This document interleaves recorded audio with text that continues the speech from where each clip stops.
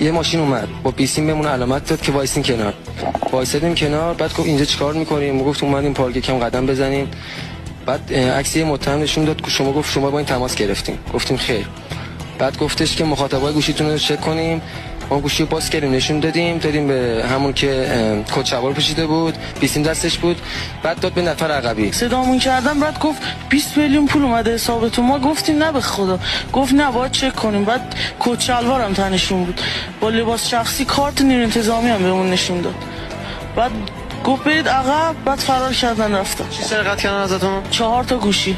چند نفر بودین؟ 4 نفر. پلیس هیچ موقع مراجعه میکنه گوشی و کارت بانکی نفر رو نمیخواد. اگه گفتن گوشی بده، کارت ملی بده، کارت بانکی بده، تحت شرایطی کارت بانکی و گوشی در اختیار افراد قرار نداره.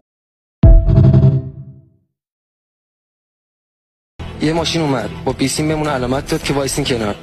وایسادیم کنار، بعد گفت اینجا چیکار می‌کنیم؟ ما گفتیم اومدیم پارک یکم قدم بزنیم. بعد عکس یه متهم نشون داد که شما با این تماس گرفتیم. گفتیم خیر. بعد گفتش که مخاطبای گوشیتون رو چک کنیم. ما گوشی رو باز کردیم نشون دادیم به همون که کت شلوار پوشیده بود، بیسیم دستش بود. بعد داد به نفر عقبی. صدامون کردم، بعد گفت 20 میلیون پول اومده حسابتون. ما گفتیم نه به خدا. گفت نه باید چک کنیم. بعد کت شلوارم تنشون بود، با لباس شخصی، کارت نیروی انتظامی هم بهمون نشون داد. بعد گفت برید عقب، بعد فرار کردن رفتن. چی سرقت کردن ازتون؟ 4 تا گوشی.